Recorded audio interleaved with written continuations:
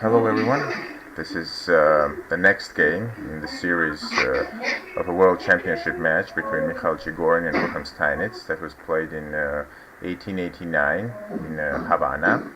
So the score is 2-2 so far after 4 games, with some blunders from both sides, and Chigorin opens with e4.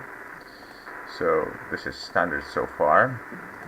Bishop c4, bishop c5, b4.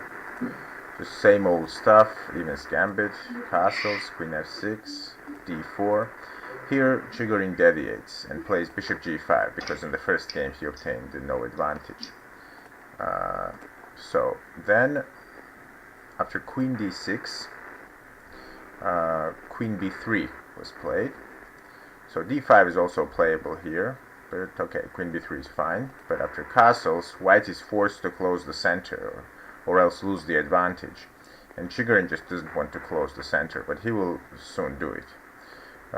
After bishop b6, d takes e5 was played. In the next game, he realizes that he has to close the center, but not in this one.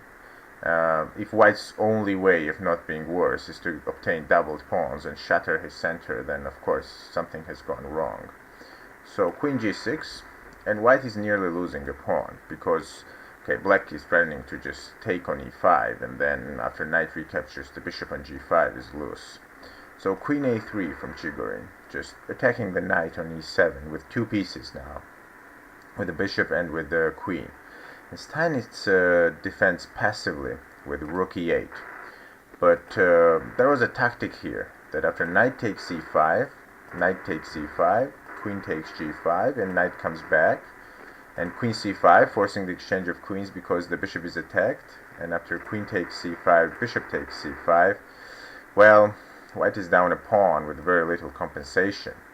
I think that after queen a3, Steinitz didn't want to go into complications after knight takes e5 and bishop takes e7.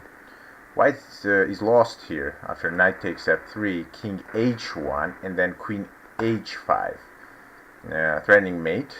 And after h3, knight e5, attacking 2 pieces. I mean, this is just crazy line, out of which black is winning, but of course I think that Steinitz just didn't want to go into all this. So after queen a3, Steinitz plays rook e8, and now knight bd2. And after d6, well, e takes d6 was played, because you don't want to lose the pawn. So, and after c takes d6, bishop f4. So far so good. Both sides have played normally here, and everything is fine for them. And after bishop c5, attacking the queen comes to c1, slightly passive for a queen, but black has an isolated pawn on d6, so it's not that bad. After bishop b4, pinning the knight, bishop comes to g3, and this is a recipe for disaster. So far so good, everything is fine, but we'll see what happens. After rook a d8, logical move, very logical move, just developing a piece. Rook a d8, okay, so now h3 was played. Just h3, I mean, a player of Chigorin's caliber in a match for the crown, and I mean, he overlooks the fact that the bishop is not defended. Now, there are several moves to win, but I think the most obvious is just exploiting the fact that bishop on g3 is not protected. And Steinitz just went for it. After bishop takes f3, knight takes f3, queen takes g3, and, well, just a piece down for Chigorin now. Yeah, Chigorin tried for a few more moves, but for Steinitz this is very simple. After queen g6, Chigorin decides to get rook into the game, but the e5 square is very weak, so at some point knight will jump there. After queen f6, queen d2, now knight g6, just getting every piece into the game. This f4 square is very good, and knight g5, attacking the f7, but after knight c5 it's just all over really.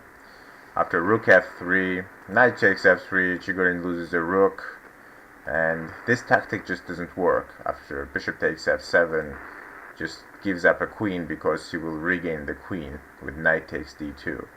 So it's just a complete disaster.